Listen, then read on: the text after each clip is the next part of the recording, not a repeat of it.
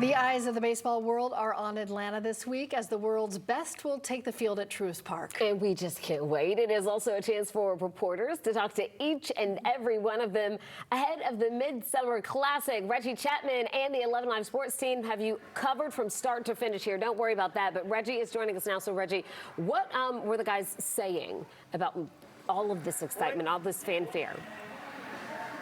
Well, you talk about all the excitement and fanfare. We're overlooking the Battery, and they've got live music playing. All the fans are going inside. All the fans recognize how big this moment is, but also the players. Doesn't matter how many times they've been here. They love the fact that they're here inside of the city enjoying the All-Star game in the city of Atlanta. So allow me to take you across the street over to the Coca-Cola Roxy.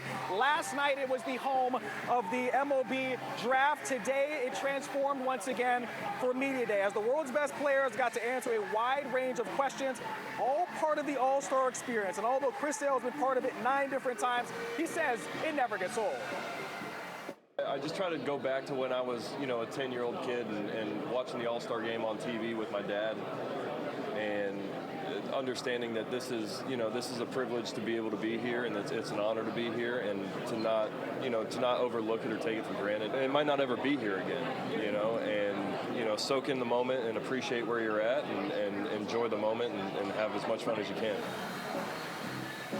Chris Sale says his favorite event during the All-Star weekend is the Home Run Derby, which comes a little bit later tonight. Matt Olson, part of the NL squad that's going to be in this event. All of those guys will be wearing the number 44 in their jerseys to honor the late, great legend, Hank Aaron, who broke the home run record all the way back in 1974. That moment, all the way back in 1974, is encapsulated in a statue that's inside of this ballpark. But did you know that an Atlanta native, C.J. Stewart, was the model for that very statue? I caught up with him ahead of tonight's event. Ross Rawson, I go over to his house. He's a very famous artist. He shows me a picture of Hank Aaron hitting home run 715, and he said, "Can you get in this position?" And I said, "Absolutely I can," because I had been watching Hank Aaron hit that home run and how he had his wrist turned. Put the jersey on. They even gave me some Braves pants, rolled my socks up. I mean, just to every single detail. I can even remember just even in my core, just trying to have my body there. When he hit, his back foot would either come up or slide. So I had to have my foot off the ground. And this is actually Mr. Aaron seeing the statue, 9-foot tall bronze in Monument Garden for the first time. Now when people talk about who modeled for it, they can look at the work that I'm doing now and say, yes, Mr. Aaron would be proud of him. I just think about me being able to be a part of that, someone who is a global icon and a global figure, someone who is a source of inspiration, someone who hit a ball to change laws.